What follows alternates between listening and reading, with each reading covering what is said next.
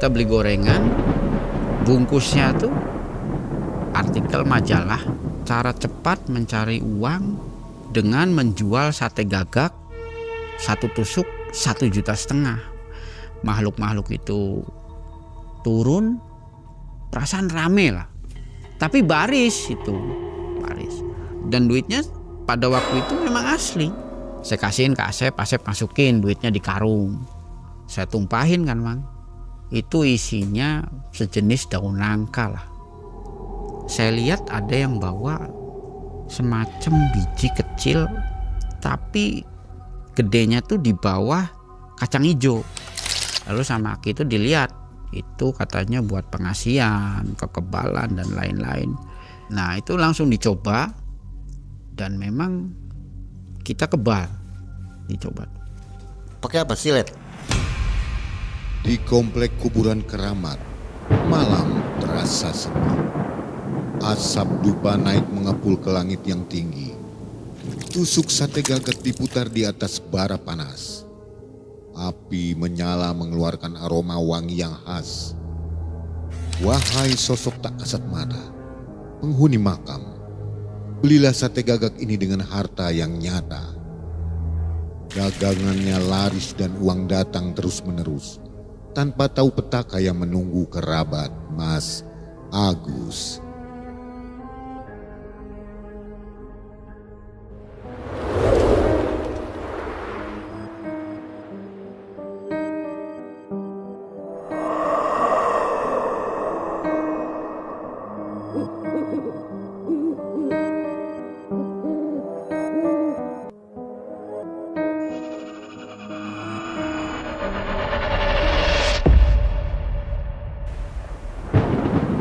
Assalamualaikum warahmatullahi wabarakatuh. Waalaikumsalam warahmatullahi wabarakatuh. Juga yang ada di rumah ya, juga yang ada di jalan yang baru pulang kantor, apa kabar? Mudah-mudahan semua selalu dalam keadaan sehat walafiat. Amin. Sobat, hari ini seperti biasa, hampir setiap malam Mencekam selalu hadir menemani sobat semua. Ada narasumber namanya Mas Agus. Apa kabar Mas Agus? Sehat Mang. Sehat ya? Sehat. Terima kasih Mas Agus sudah mau berbagi kisah di Malam Mencekam. Ini ceritanya atau pengalaman tahun 2000 ya? Tahun 2000. 25 tahun yang lalu, udah lama juga. Ya. Jadi Mas Agus nyoba-nyoba cari kekayaan lewat jual sate gagak ya? Ya sebenarnya sih bukan coba-coba nyari tapi iseng-iseng. Iya, iseng tapi mengalir itu kejadiannya nggak direncanakan gitu. Tiba-tiba begitu. Tiba-tiba karena satu tongkrongan sama temen. Jadi tujuannya itu apa? Mau cari uang apa ini? Uang bayar utang atau gimana? Bukan. Cari uang karena waktu itu kerjaan tuh susah dan salah satu teman saya itu sudah berkeluarga. Tujuannya ya gimana cari duit dengan cepat, banyak, instan. Itu saja sih. Oke. Di sini ada pesan moralnya bahwa melakukan pesugihan ini berbahaya juga ya. Iya Mang. Berbahaya. Menjual sate gagak ini bisa hilang ingatan juga ya. Iya, depresi.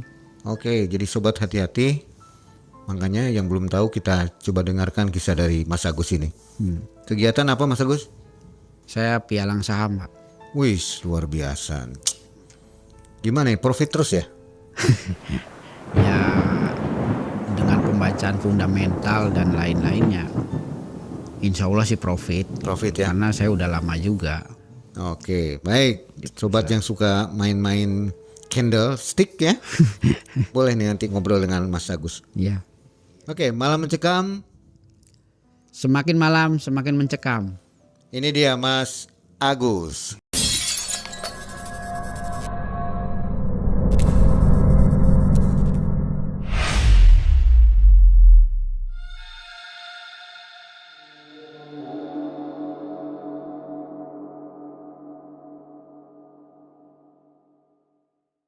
Jadi begini Mang, di tahun 2000 Mang Ei, setelah lulus dari sekolah lah, kita semua kan pengangguran. Waktu itu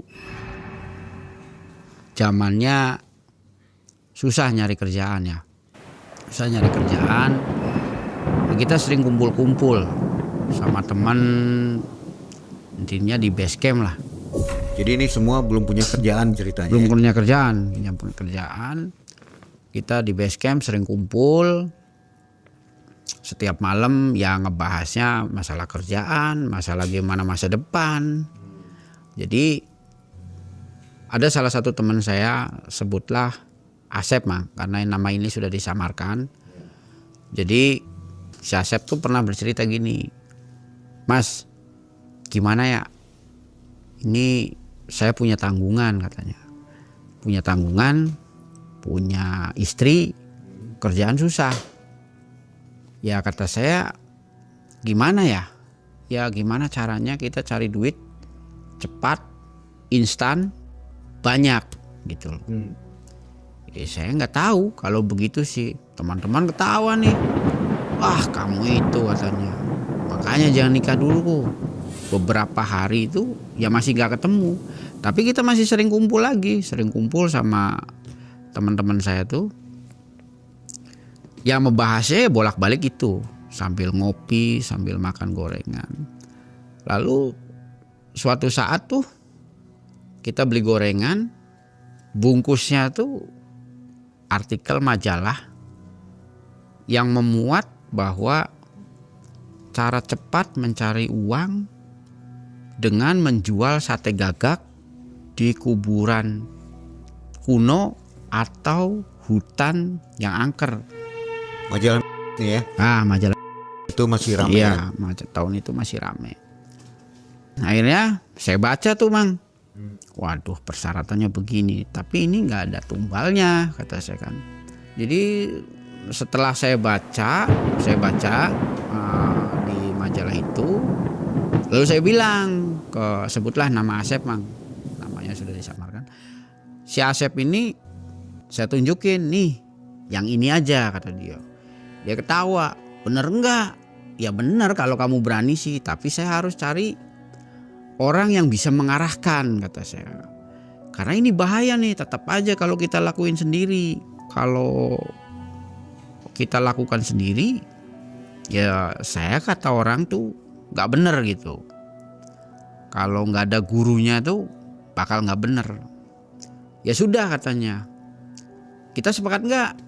Saya bilang ke Asep nih. Ya sepakat. Hanya berdua nih.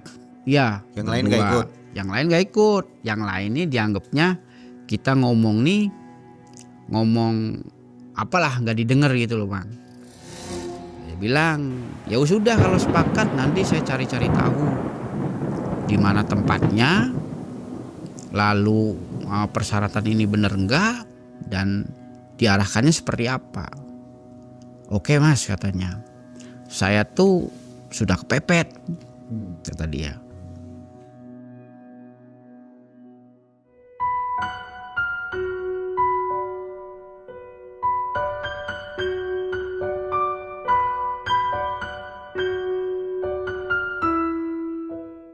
Saya tuh dulu sebelumnya pernah melakukan tirakat, pernah melakukan puasa mutih dan lain-lain. Artinya kemungkinan saya punya dasar. Jadi saya nggak takut gitu loh Mang, nggak takut istilahnya digaib.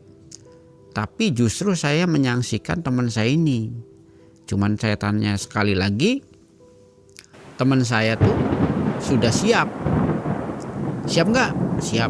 Tekad bulat, oke. Nah, akhirnya saya hubungin teman yang masih ada di daerah Jawa Barat. Saya bilang, saya suka di hutan yang angker. Mas, mau ngapain? Ya saya mau melakukan sesuatu aja. Ada katanya di hutan yang angker masih di daerah Jawa Barat. Di alas itu kuncen, tapi dia nggak tahu itu kuncen apa. Ya kata saya bilang, sebut saja namanya si Rudi. Mas Rudi, sebutin saja rumah si kuncen itu seperti apa, lalu dari jalak jalan raya ke rumahnya dia itu berapa kilo biar saya yang datengin. Belum ada GPS lagi ya? Belum. Jadi Mas Rudi tuh bilang bahwa rumah ciri-cirinya nih gubuk. Terus di depannya ada pohon besar. Orangnya cirinya begini, suami istri, tapi nggak ada yang lain kata dia. Saya bilang ke Asep, Sep siap nggak? Ini kemungkinan kita berangkat. Jadi kalau mau gagal di sini aja, jangan sampai sudah berangkat gagal kata saya bilang. Saya sudah menghitung gitu loh, mengenai nanti biayanya segala macam. Nah di jarak waktu itu, Mang, saya sama Asep tuh mencari uang lah. Kasarnya dengan nguli, dengan ya cari uang aja lah. Saya rasa sudah cukup ya, kurang lebih dapat 550-an lah sama Asep tuh. Saya bilang ya sudah, ini duit sudah dapat, ayo kita cari BRP-nya. Tapi sebelum itu kita ke orang yang ngarahin dulu. Kata teman saya ada di Alas, masih di daerah Jawa Barat. Nah, saya bilang ke Mang Udin itu, ini nama semuanya sudah disamarkan ya Mang. Jadi saya ke Ki Udin sama Asep itu kurang lebih jam 9 pagi lah. Jam 9 pagi dari sini. Kita naik motor Mang. Sama si Asep ini. Ya awal berangkat kita masih senang saja gitu loh. Masih senang, artinya tidak ada pikiran macam-macam. Saya bilang ke Asep sambil guyon, naik motor segala macam. Perjalanan itu karena kita mau cepat nyampe, kurang lebih datang antara jam 11-an Bang. Datang saya parkir di jalan raya itu, ada ibu-ibu. Bu kata saya, punten saya dari Cirebon, nitip motor, saya mau ke rumah Ki Udin. Oh iya Mas, ada keperluan apa? Ya saya ada perlu Bu, mau ngobatin orang. Saya iakan saja. Ya karena Ki Udin ini katanya di situ kuncen, kedua bisa disebut orang pinter lah. Akhirnya saya taruh di situ, sama Asep tuh bilang, Sep, ini kita jalan loh. Gambarannya tuh sekitar 2 kilo. Ya sudah katanya. Gambarannya ngelewatin hutan waktu itu, kalau nggak salah hutan perhutani ya Mang. Hutan perhutani daerah situ tuh. Jadi kita masuk. Hutan jati ya? Hutan jati. Hutan jati kita masuk. Masuk itu kurang lebih sekitar 2 kilo lah. Kita naik turun bukit kecil lah. Jalan kaki Mang. Karena kan jalannya hutan, nggak bisa naik motor. Kita jalan kaki ke situ. Lalu saya dipanggil sama si orang tua nih. Saya nggak tahu itu kuncen tersebut, saya nggak tahu. Ya padahal menurut saya kalau nggak salah jaraknya masih sekitar 200 meter lagi. 200 sampai 300 meter lah. Saya dipanggil, Mas ini Mas, sampean dari mana?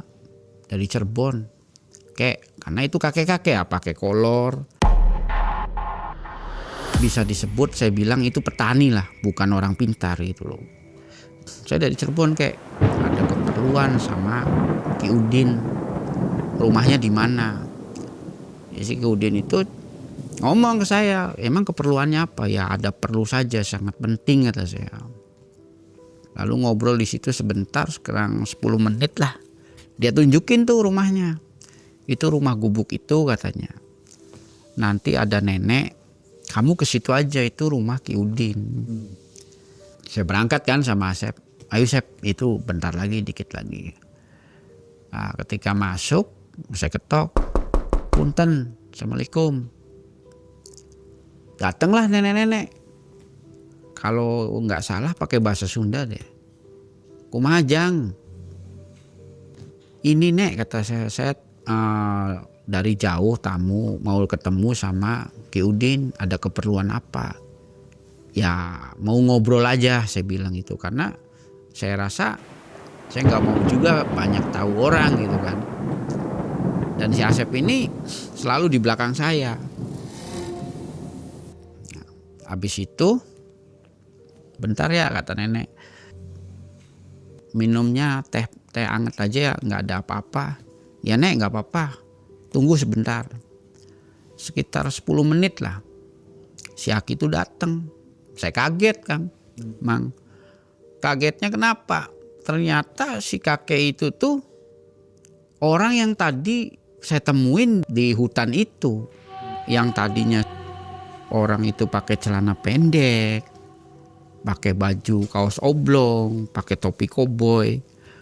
Itu ya memang saya nggak nyangka aja ternyata orang itu. Tapi setelah dia masuk di rumah itu tuh nemuin saya tuh sudah beda. Dia pakai kopiah hitam, pakai sarung, pakai batik.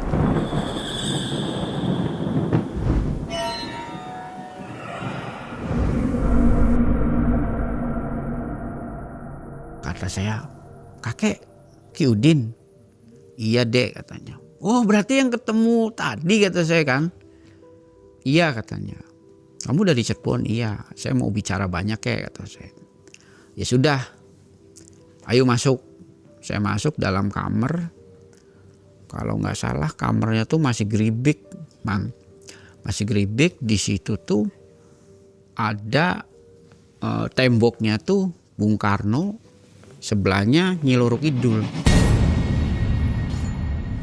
Terus di situ juga ya banyak lah peralatan kayak bakar menyan, keris dan lain sebagainya. Tapi kamar itu tuh hitam semua, Kang. Lampunya sayup-sayup. Saya ditanyain situ, ada keperluan apa deh? Katanya. Ini Ki kata saya tuh. Saya tuh sebenarnya nggak sengaja, teman saya tuh si Asep ini loh, Asep kata saya.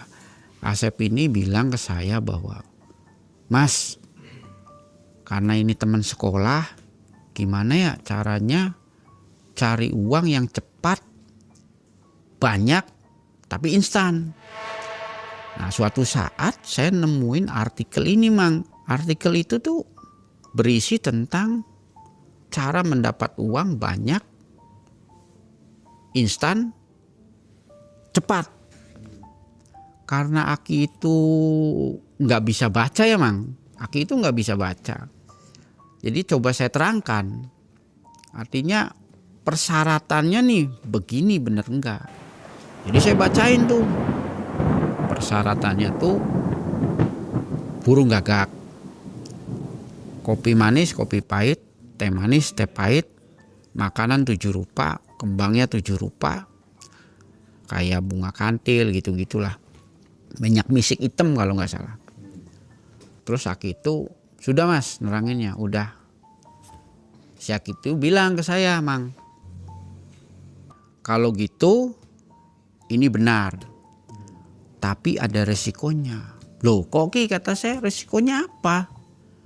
Karena tidak disebutkan dalam artikel majalah itu sebuah resiko. Tidak ada. Ya memang tidak ada katanya. Resiko ini hanya kalau belum selesai lalu lari ketakutan, itu kemungkinan depresi. Karena saya yakin ya dengan hal-hal gaib mungkin saya pernah merasakan. Jadi menurut saya bukan hal yang aneh Mang. Bukan hal aneh. Cuman saya berpikir ke teman saya ini Asep. Saya bilang gimana Sep? Ya sudah asal saya sama kamu Mas katanya. Saya berani. Ya udah kalau siap. Nah Ki itu bilang itu benar persyaratannya. Tapi ada satu tambahan Mang. Tambahannya itu ada mantra pembuka dan mantra penutup. Itu kemungkinan mantra pembuka itu pembuka alam gaib. Dan setelah itu ditutup oleh mantra tersebut. Karena saya sudah paham lah dengan penjelasan seperti itu. Ya sudah, Sep, apa yang kamu tanyain lagi? Sudah cukup jelas katanya. Tapi gimana ya nanti cara melakukannya? Ya kamu sanggup tidak, kata saya bilang gitu kan. Jadi enggak, ini sudah tanggung kata saya, udah di tengah perjalanan. Katanya kamu butuh duit. Saya juga belum pernah melakukannya, tapi kita coba. Akhirnya kita pulang, Mang.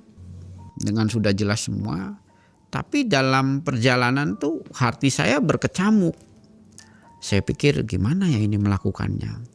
Gimana kalau lari? Gimana kalau salah satu ada yang terjadi resiko yang dibilang Aki tersebut? Saya tanya akhirnya ke Asep. Sep, kamu yakin lakuin ini? Yakin asal sama kamu. Kalau sama yang lain gak tahu. Memang Asep ini tahu tentang saya, Mang. Artinya sedikit gedenya saya punya dasar lah untuk di gaib ini. Jadi Asep tuh berpikir kalau saya berani, ya dia berani gitu. Oh ya sudah, kata saya kalau gitu. Kita kan sudah siapin duit, kata saya. Dari kerja nguli itu kan, kita sudah siapin duit segala macam. Ya sudah, kita berangkat. Lalu kita cari-cari, Mang. Kita cari-cari persyaratan apa yang tadi disyaratkan sama Aki itu. Kita cari kayak kembang, itu gampang lah. Kita cari di makam-makam keramat, di situs-situs, karena di daerah Cirebon kan banyak ya. Kita cari juga air mawarnya, kita cari teh manis, teh pahit, kopi manis, kopi pahit, itu gampang lah. Lalu sama makanan 7 rupa, kembang 7 rupa itu gampang. Tinggal satu yang susah teman. Kita cari burung gagaknya. Saya nggak tahu ini burung gagak tuh cari di mana. Akhirnya saya bilang ke teman saya namanya sebut saja Beben, Mang. Saya tanya, Ben, saya mau nyari burung gagak, tapi harus jantan. Karena persyaratan itu harus jantan. Kamu buat apa katanya, Mas? Ya saya bilang buat koleksi aja. Loh, burung ini kan paling dihindari karena ngeri katanya. Kamu malah cari, ya buat koleksi aja karena saya nggak mau tahu juga orang-orang ya. Ya sudah, nanti saya cariin. 2 hari kemudian si Beben nelpon saya. Mas, burung itu adanya di pasar hewan, masih di daerah Cirebon lah. Oh iya, saya tahu kalau pasar itu, kata saya. Tidak terlalu jauh juga dari tempat saya. Ada saya datang sama si Asep. Ayo Sep, ini burungnya ada. Berapa itu harganya? Kurang lebih 250 lah. Mahal ya? Iya. Apalagi zaman itu mahal sekali. Zaman itu ya 250-an. Kita ambil, kata orang dagangnya itu, Mas, ini burung tinggal 2. Udah diambil semua aja sok, katanya. Saya rasa ya sudah, ini mungkin rezeki, karena pikir saya semakin banyak daging gagaknya, semakin banyak pula duitnya gitu loh kan. Oke, kita ambil. Lalu sudah beres semua. Kurang lebih berarti ke Aki itu jarak dari Aki kemarin kita datang tuh semingguan lah.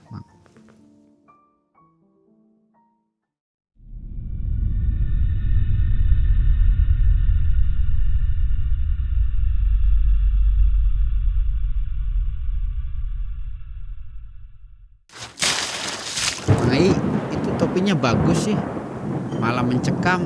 Mau pakai? Mau pak? Boleh, buat saya ya Mang Ai, bawa pulang. Boleh nggak? Coba pakai. Ini bahannya bagus Mang Ai, adem. Enak ya? Kayaknya keren juga nih buat main, malah mencekam. Boleh nanti dipakai ya. Makasih Mang Ai. Kita bawa ransel, sudah lengkap semuanya. Naik motor lagi saya ke sana. Tapi saya tuh dalam perjalanan itu tuh, saya sih pikirannya masih berkecamuk, tapi Asep ini tidak. diam saja. Maksud saya ini anak nih gimana gitu, apa mau ikut-ikut aja, apa nantinya batal atau gimana. Tapi dalam sepanjang perjalanan dia nggak banyak tanya sih Mang. Kata saya, Sep, sekali lagi kamu udah yakin? Yakin, asal Mas yang dampingin saya. Oke kalau gitu. Nah di situ tuh kita sudah sepakat Mang. Jadi kita tuh maunya satu paket. Artinya tangan kita tuh harus ditali, harus diborgol gitu loh. Jadi kata Asep, katanya Mas, kalau sama situ saya nggak takut, tapi saya minta diborgol. Jadi kalau situ lari, saya lari, ikut ke bawah kan. Kalau saya lari, Mas juga ke bawah. Oh ya sudah kalau maunya begitu. Jadi memang waktu itu sebelumnya kita sudah main ke rumah teman, yang teman itu pensiunan aparat, punya borgol yang sudah nggak dipakai lah. Itu kadang jadi kuncinya, kadang enggak gitu kan. Kita pinjem Mang. Sesampainya di Aki itu saya ngomong, Ki, ini barang udah siap semua, tidak ada satupun yang tertinggal atau tidak dibawa, kata saya, karena perlengkapannya kan saya sudah catetin Mang. Jadi total habis berapa tuh? 550-an lah saya waktu itu, 550-an. Lalu saya ke Aki itu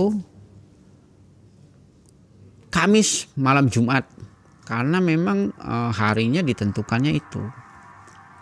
Saya nyampe tuh jam 2-an. Jam 2-an kita ngobrol-ngobrol dulu sama Aki. Aki bilang, kamu mau terusin nggak? Saya terus, Ki, kata saya bilang gitu. Ya sudah. Nah, akhirnya sama Aki itu dilihat barang-barang saya. Oh ini cukup lengkap katanya. Terus sama si Aki itu ditambahin telur angsa yang gede itu loh Bang. Telur angsa. Ini satu karena harus pakai ini kata dia.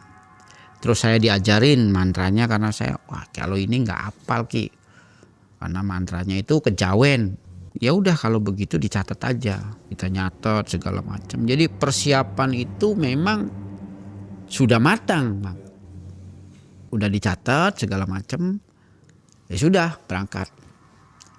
Berangkat kita tuh jam 11 ya malam.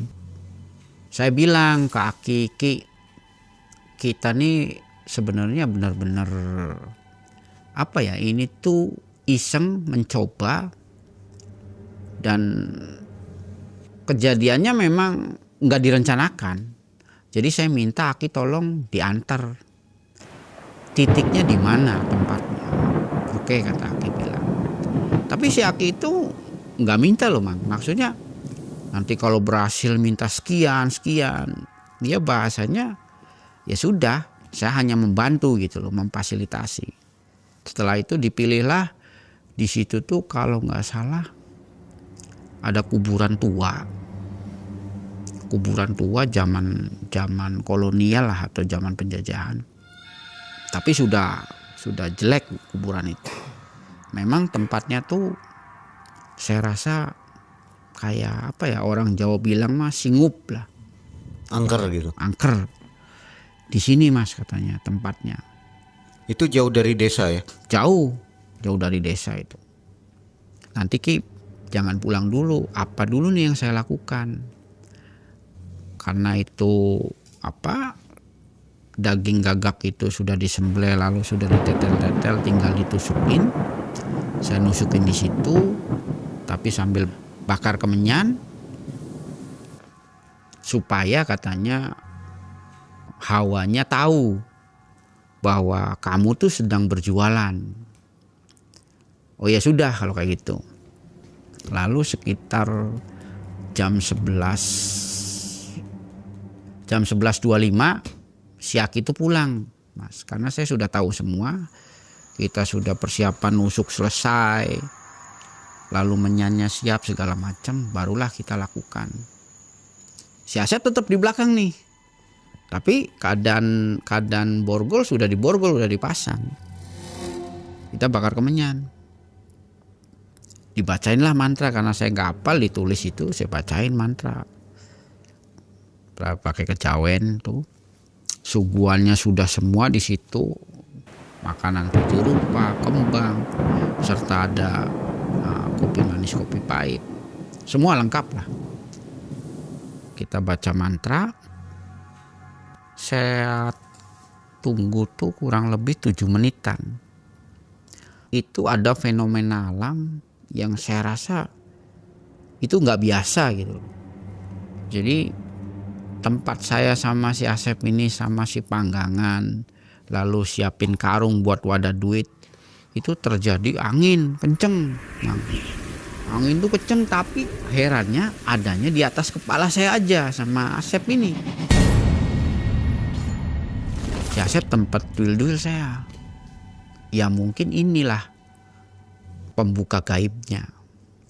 Tapi saya sama Asep nih jauh-jauh sebelum itu sudah bagi tugas, Mang.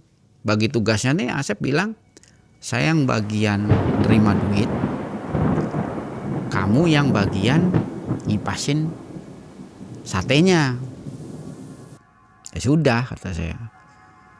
Saya mungkin bakar-bakar kecil-kecil gitu kan. Nah setelah itu angin hilang lalu mendadak sunyi. Saya jual sate itu, dalam hati saya itu 1 tusuk 1,5 juta. Saya rasa supaya dapat duitnya banyak. Punya berapa tusuk? Kurang lebih sekitar 30-35an lah. Saya bakar, lalu datang, karena saya posisinya kan gini, Mang. Teman saya juga gini, maksudnya sih supaya tidak melihat. Karena yang disarankan Aki sebut, kamu jangan melihat wujudnya. Ya memang masuk akal, kata saya, kalau melihat wujudnya ya mungkin kita lari.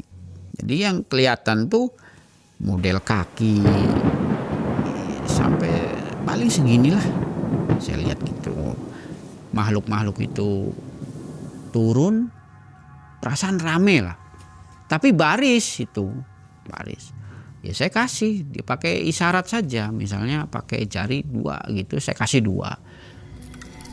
Tapi duitnya tuh ya saya nggak mau hitung juga, ya emang gepok, dan duitnya pada waktu itu memang asli.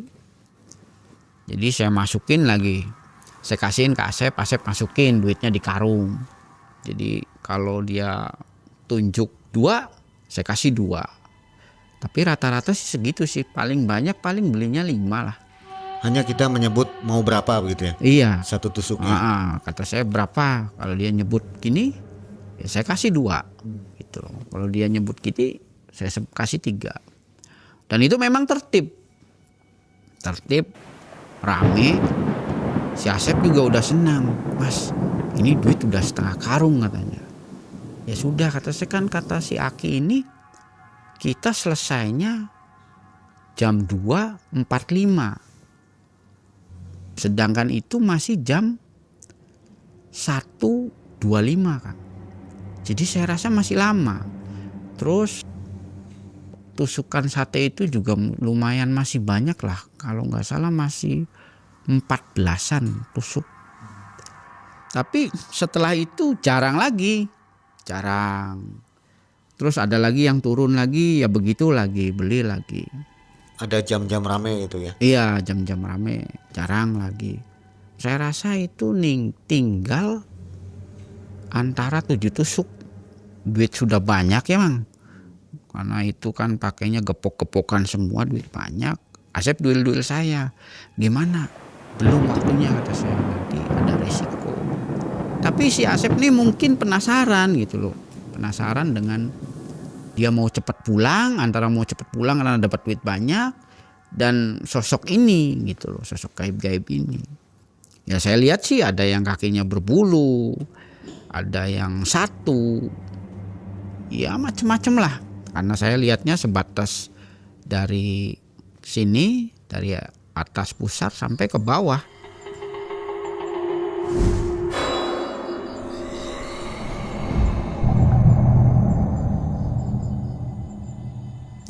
mungkin Asep ngeliat Mang, ngeliat karena mungkin dia nggak sabar karena waktu itu memang terasa lama, kok nggak kelar-kelar gitu kan.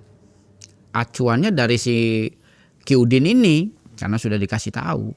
Itu pakai teriak-teriak nggak, sate begitu? Enggak. Diem aja karena itu sudah dibuka mantra pembukanya Mang. Jadi otomatis mungkin alam itu terbuka ke alam manusia. Kurang lebih 7 lagi si Asep lihat dia teriak, lari kan Asep. Saya kan kegeret-geret gitu, nanti lari, tapi dia nggak ngindahin, ikut lari saya.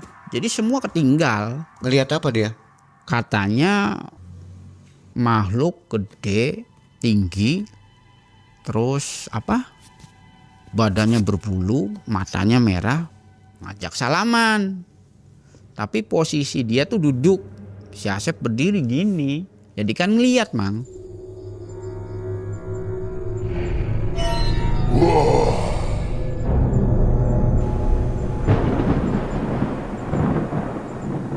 Ya lari karena saya nggak ngeliat dia lari kan. Lari sampai pada kita disendang lah, sendang kecil lah. Artinya itu ada mata air, kejeblus kita ke situ. Barulah berhenti di dalam kelarian itu. Tenang Sep, tenang. Kan kamu sama saya, kata saya tuh. Tenang. Tapi posisi Asep itu sudah diam aja. Saya nggak paham. Akhirnya borgol saya buka. Ya sudah kalau begini, kata saya tuh. Itu jam 2.50-an lah. Jadi uang ditinggalkan juga? Ya ditinggal semua gitu. Orang kita kegeret-geret, boro-boro mikirin itu. Tapi Asep tuh diem aja. Sudah tidak punya ekspresi wajahnya. Pucat. Saya laporan dulu ke Ki Udin ini. Ki, kata saya, ini gimana ya, teman saya lari. Waduh, berarti kamu gagal katanya. Dan nanti ya paling yang kena ini teman kamu si Asep ini. Kalau kamu kan enggak. Iya, kalau saya masih biasa aja, kata saya. Tapi saya masih kepikiran duit yang setengah karung itu gitu loh. Gimana ya caranya? Saya mau pulang. Asep sudah tidak bisa berdialog, kata saya. Gimana? Saya pulang pasti dimarahin ibunya. Karena saya termasuknya orang deket lah, karena rumahnya dia tuh jadi base camp kita. Jadi kan ibunya tahu kalau Asep mainnya sama saya segala macem. Caranya gimana ya, kata saya. Tapi di sisi lain terbesit saya mau melihat gitu loh. Apa sih yang terjadi, dan duit itu tuh kalau bisa saya ambil gitu loh.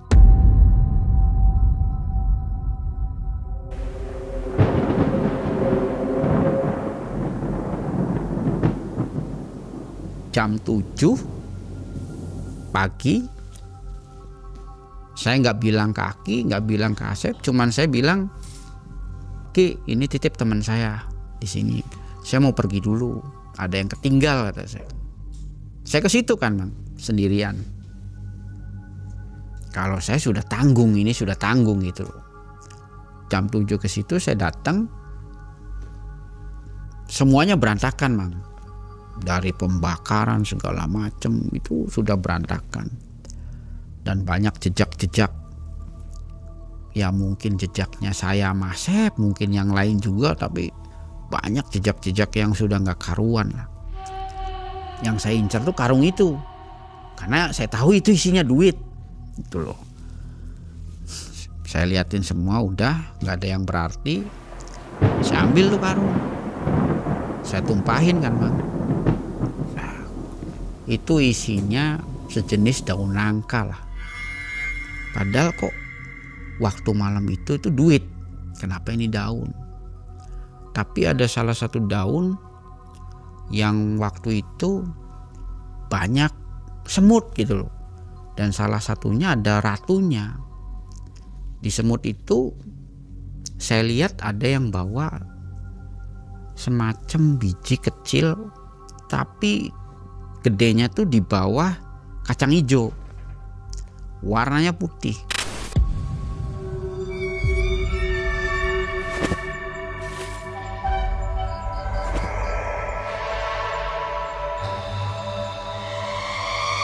Sampai sekarang pun saya masih simpen.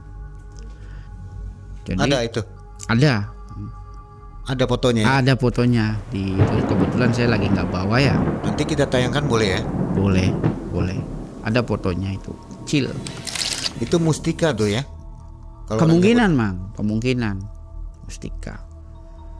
Saya ambil, terus saya laporan ke Aki. Ki, kata saya, kok duit itu jadi daun? Ya karena kamu tidak berhasil, katanya.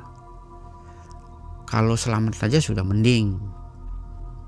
Terus kamu dikasih apa? Biasanya ada oleh-oleh dari alam sana itu buat cenderamata untuk yang melakukan ini. Saya bilang ini. Lalu sama Aki itu dilihat, itu katanya buat pengasihan, kekebalan dan lain-lain. Dan saya sekaligus dikasih mantranya untuk bisa mengaktifkan mustika itu. Nah, itu langsung dicoba dan memang kita kebal. Dicoba. Pakai apa? Silet? Pakai pisau. Kita coba, itu kebal. Mungkin bakalan langsung di tes sama Mas Agus sendiri.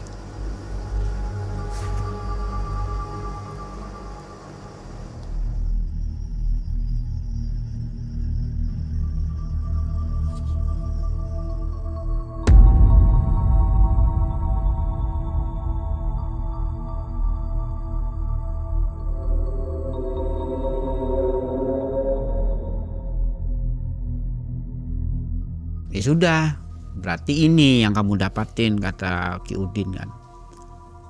Saya pulang karena asal saya kantongin aja yang mustika itu. Saya berpikirnya ini Asep gimana? Kalau tusuk satenya masih ada satenya? Sudah tidak ada semua, sudah berantakan, sudah tidak ada. Tidak ada berbekas apapun. Daging gagaknya nggak ada. Saya bawa pulang Asep. Ketika bonceng itu termenung Asep tuh, kadang-kadang dia nyanyi tapi nggak jelas kayak kayak gitu. Jadi apa ya, kata saya, ini saya alasannya apa sama orang tua kan? Tapi nggak ngamuk-ngamuk juga sih. Ini saya bilang ke ibunya, udah dateng, saya bilang, Bu, saya habis main capek, ini saya anterin Asepnya. Oh ya udah, saya mau mandi ya Bu. Ya, ibu itu belum tahu, ibunya Asep itu. Saya datang tuh berarti antara jam 10 ya. Jam 10, jam 2 siang itu ibunya ke rumah saya. Mas, itu Asep kenapa? Loh, kenapa apanya Bu? Kata saya.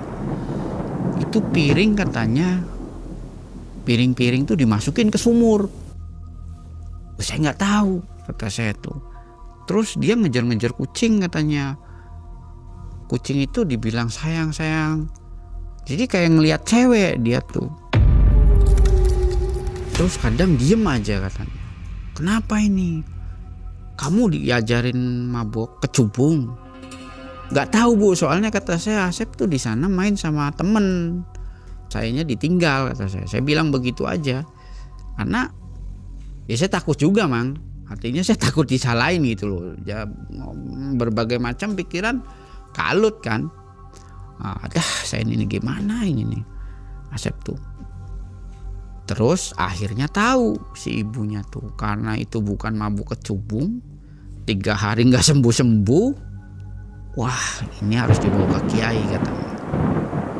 Bawa ke kiai, sebut saja namanya Mang Ujang. Nah si Mang Ujang ini katanya, wah ini saya nggak kuat katanya. Nggak kuat Mas kalau kayak gini. Kamu mainan apa katanya. Mang Ujang ini sebenarnya orang Brebes Mang. Dia di kampung kita terkenal sebagai ahli spiritual. Tapi ketika dihadapkan dengan posisi Asep teman saya yang seperti itu, dia nggak kuat. nggak kuat, kamu main apa begini. Ya saya ceritain gini. Kejadian, wah kamu main-main katanya gini.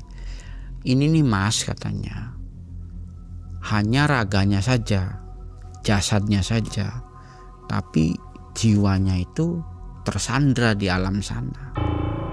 Wah saya kaget kan. Gimana caranya mang? Bisa bantu nggak mang?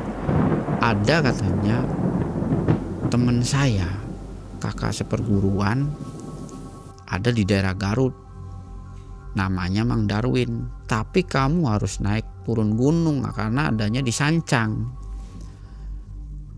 Ya saya percaya aja karena memang pernah saya dengar juga di Sancang tuh banyak orang-orang yang ilmunya mumpuni lah.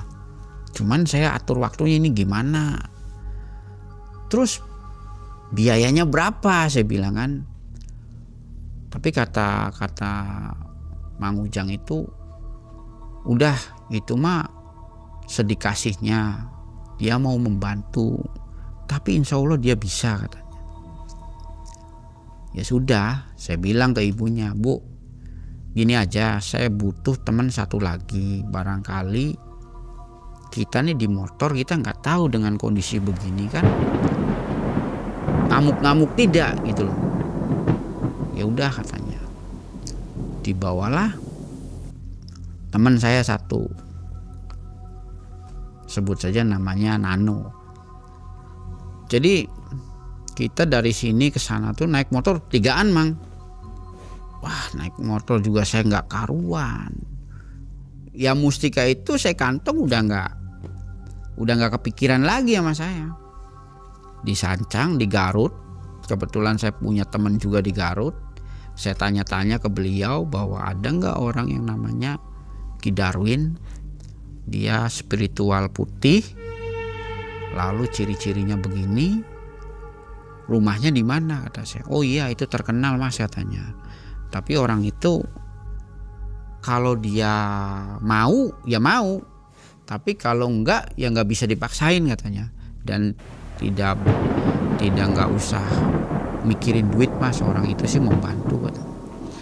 Jadi saya ke situ bertiga, si Asep itu ya diem aja, ini semacam orang yang ambigu gitu, ditanyain kadang nggak jawab, kadang gimana gitu, karena jalannya tuh ngelewatin kali-kali kecil lah, terus ada sungai yang bebatuan tapi airnya sedikit gitu.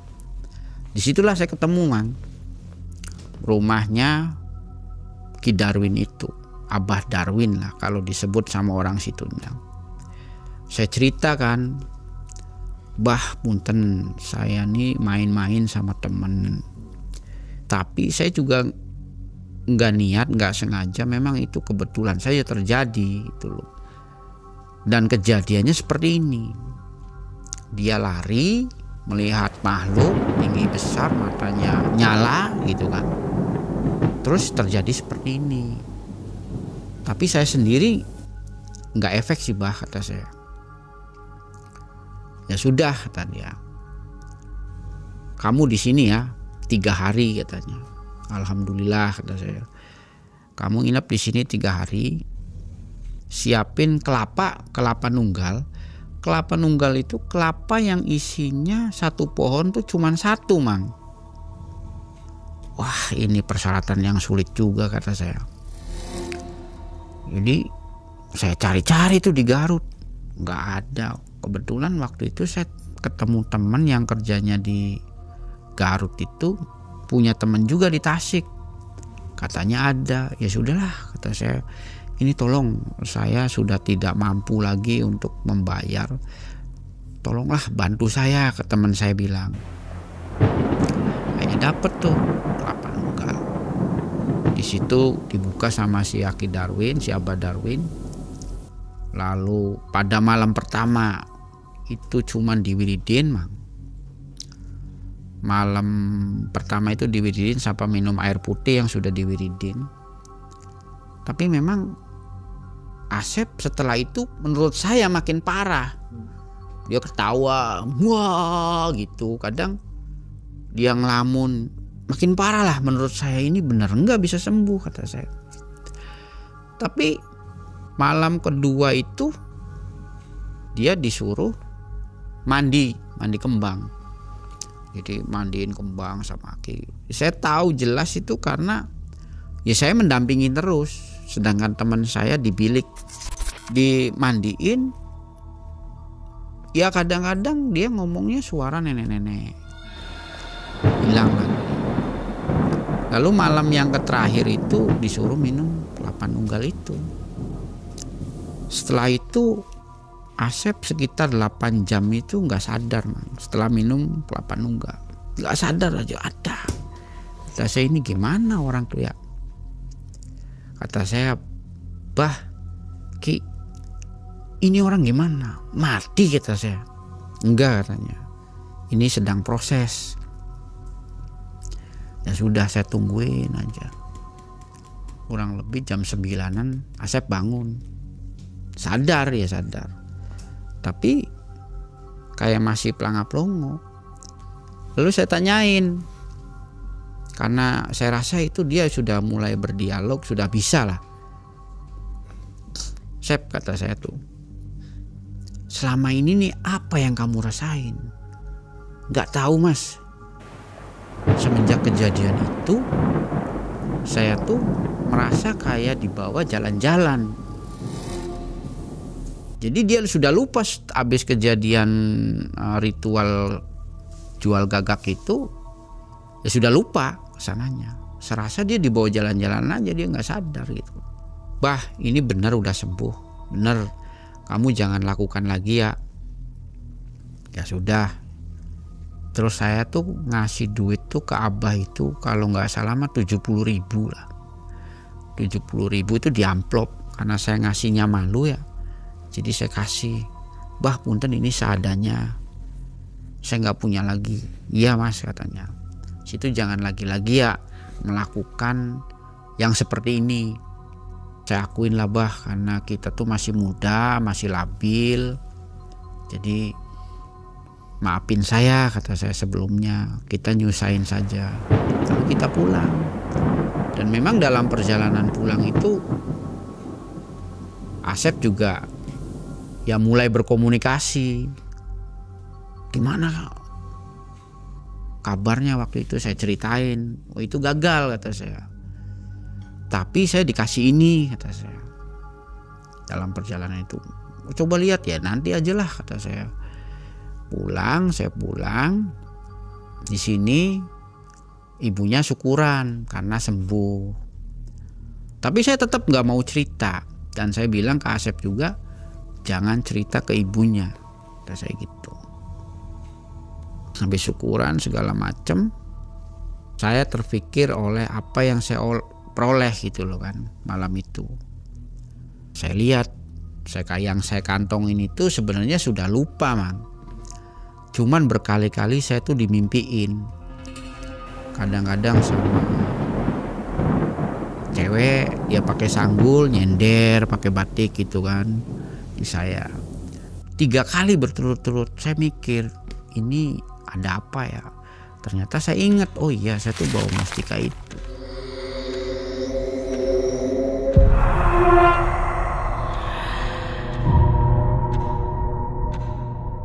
Tapi dalam hati saya masih ragu gitu loh. Ini kata si Ki Udin itu mustika, tapi saya ragu.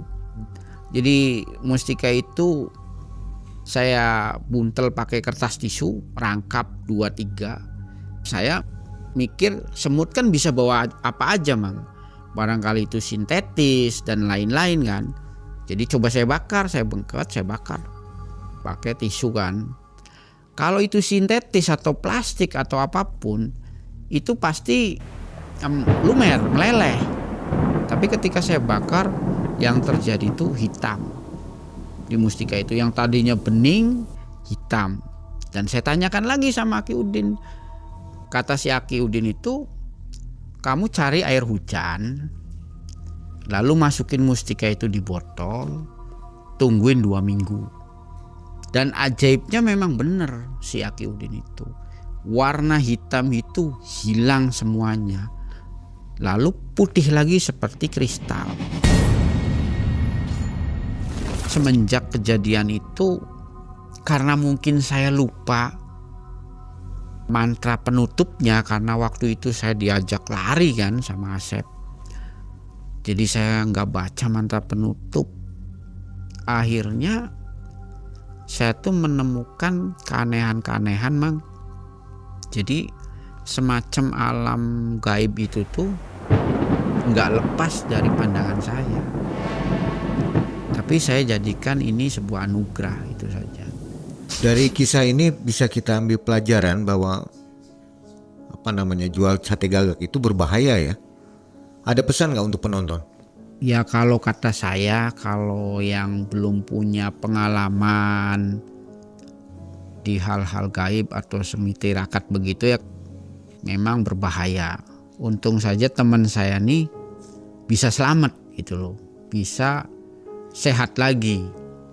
Tapi kalau nggak selamat kemungkinan kan gila, Mang. Gila.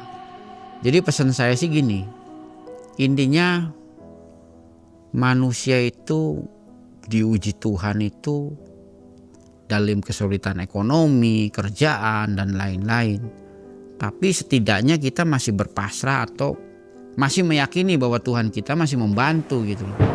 Kalau kayak kemarin mungkin satu jiwa kita masih muda labil, akhirnya kita cari cara instan dengan meminta bantuan gaib. Apapun itu bohong kalau tidak ada resikonya. Buktinya teman saya itu seperti itu. Iya. Jadi itu bisa selamat bagus. Kalau tidak ya gimana gitu kan. Jadi jangan main-main dengan goib ya. Ya jangan main-main dengan goib. Bukan jangan main-main. mainan. Walaupun pesugihan-pesugihan. Sebenarnya di era modern ini banyak orang yang tidak percaya. Tapi itu ada. Dan pesugihan-pesugihan itu, ini sih sebenarnya bukan pesugihan ya. Karena saya juga tidak sengaja. Tapi apapun itu pasti ada risikonya. Ya. Di beberapa video di Malam Mencekam yang menjual sate gagak juga ada. Tapi caranya agak berbeda ya. Macam-macam ya jenisnya. Ya, ada yang nggak mungkin. pakai baju, ada yang teriak-teriak sate gagak gitu ya. Mungkin. Jadi beda jenisnya ya. Iya, kalau saya sih melakukan itu karena mengalir ya. Ya. Tidak sengaja, lalu tekadnya bulat, lalu dikuatkan dengan arahannya si Aki Udin itu yang kuncen, lalu kita menemukan majalah cara-caranya. Jadi itu sih yang dilakukan, Mang. Oke. Nah, sobat, itu ada pesan dari Mas Agus ya. Jadi jangan main-main jual sate gagak apalagi ya. Kelihatannya gampang. Gampang. Ternyata bisa gila ya. Gila. Tapi saya nggak tahu itu kalau memang lulus itu berhasil jadi duit. Lalu yang terjadi sama nasib kita gimana juga saya nggak tahu. Belum tahu ya. Belum tahu. Dapat uangnya belum tahu. Belum tahu efeknya. Mungkin saya masih disayang sama Tuhan. Oke, digagalkan. Jadi, digagalkan sama Tuhan. Saat hidup sedang lapar harapan, ritual membawanya menjual sate gagak, menukar rasa takut dengan karung uang. Namun saat pembeli gaib menampakkan wujudnya, temannya memilih untuk lari. Karung itu berubah menjadi daun. Tak ada uang, hanya sunyi yang tersisa. Namun di tempat itu, ia menemukan mustika, disimpan tanpa maksud, hanya sebagai kenang-kenangan. Seiring berjalannya waktu, ternyata benda itu melindunginya, menguatkan langkahnya, hingga membantunya bertahan dari dunia yang kejam.